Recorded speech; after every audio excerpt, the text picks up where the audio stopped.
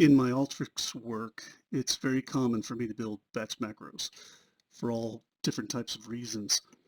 Built hundreds of them, and I don't always think about performance of them because usually I build them according to what's required in the use case.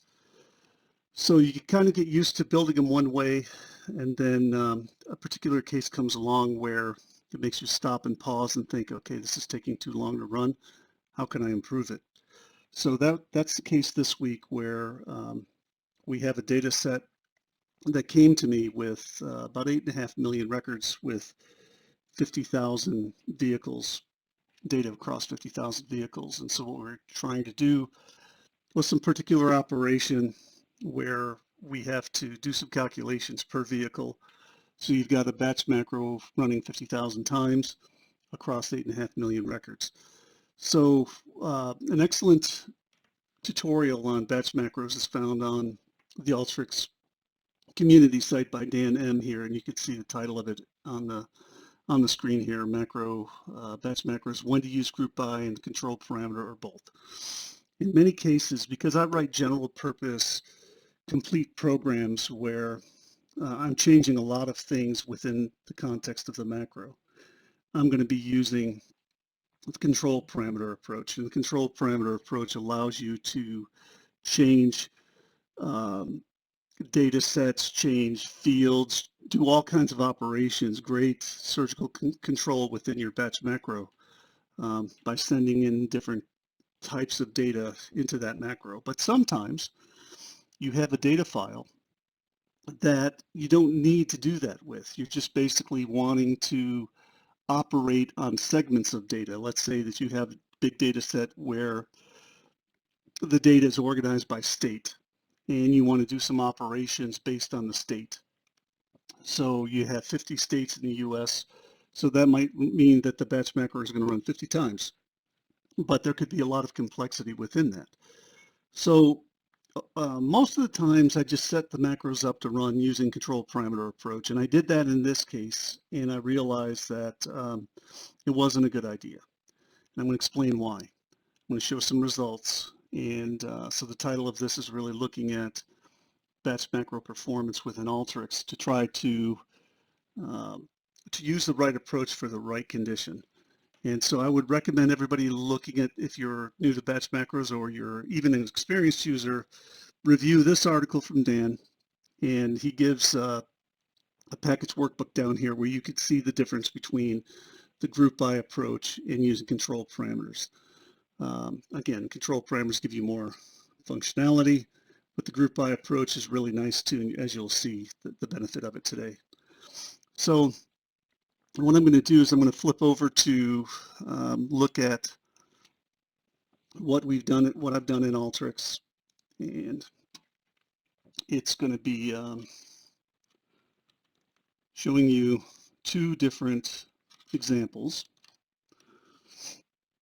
So this first example is this data file is the one with 8.48 million records. Okay, not a lot of fields, but it's a pretty significant file. So what happens is we summarize by the VIN, we count the different options that are in here per the VIN, and we're going to use that list, this list here of VIN and the count, or the count of these options, sending it in to a batch macro. So we know, looking at this, we've got 40. That turns out to be 49,000 records. So almost 50,000 vehicles coming through, and we're sending the raw data in to this batch macro. So let's take a look at this batch macro, and this is the first approach. So this is the control parameter approach. And when we click on the batch macro, we can see here that we have two things that show up. We have the group by, which currently is set to none, and we have the question, which is, what is the control parameter that's going to be within this that we're using, which is going to be the VIN. So if I open up this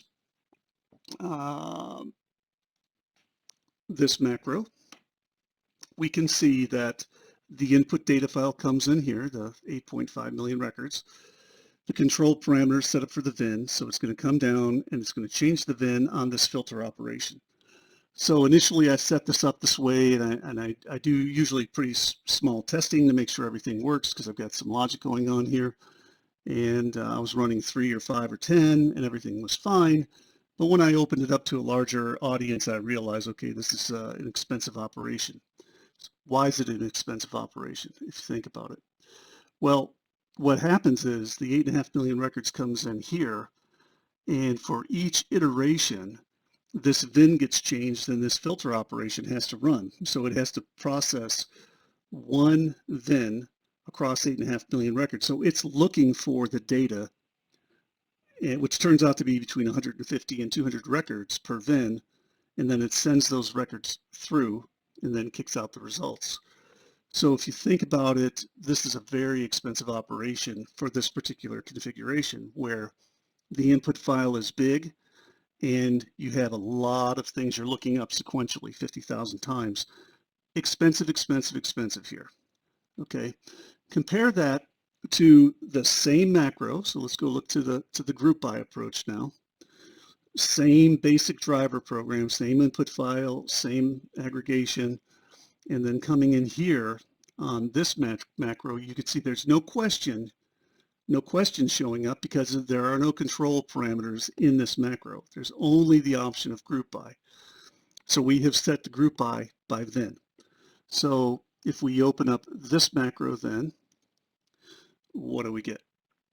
Same operations going on. The difference is the filtering is gone and the control parameter is gone.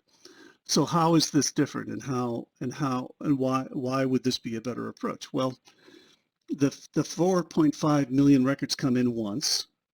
Alteryx knows to group by within that data set by VIN. So it creates the 50,000 groups of data. And in effect, what happens is when the first VIN comes in, Alteryx is essentially doing a join for you. You don't see any joins going on here, but it's really, in fact, doing a join for the first VIN coming in. It's finding the group by for that VIN, sending the data through and kicking out the results.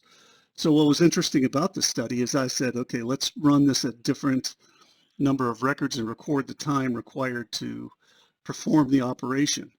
And in the beginning, when there were a few number of records, actually the control parameter approach was a little faster. But as the record count grew, this approach becomes faster.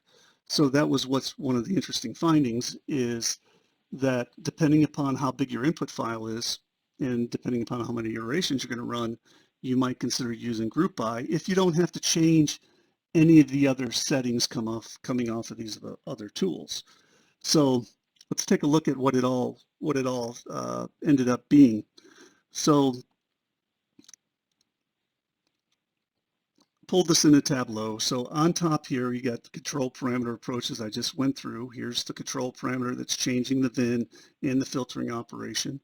Here's the group by approach with the group by setting, but no filtering operation.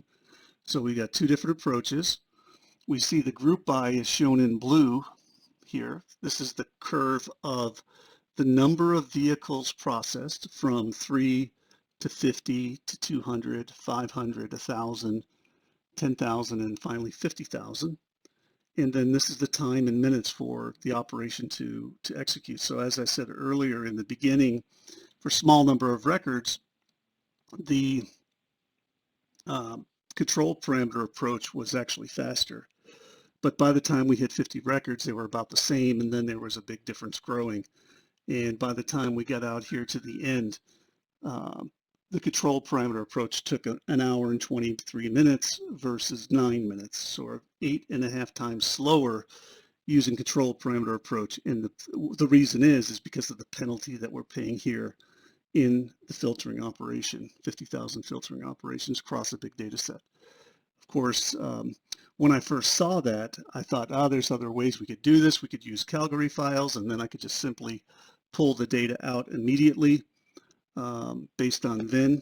But then you have the time required to set up the Calgary file.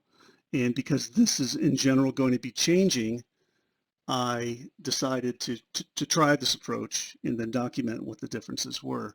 So this explanation in the lower right corner tells the story of why using group by is more effective in this case. So You need to be thinking about your use case. You need to be thinking about how the data is structured and whether or not you want to use control parameters or use group by functionality. Um, but this is a good example of a benchmark that shows the difference between them. And I think that I like it for a lot of reasons. I've often thought about really what are the differences and which way should I go? And I've used both for different conditions, but in general, I use the control parameter approach. But now that this kind of opened my eyes, I'm going to be making sure that um, if the condition exists where I could use group bys, I'm going to, because there's some time on the table to be saved here, I think. So thank you for listening, and hope everybody learned a little bit today.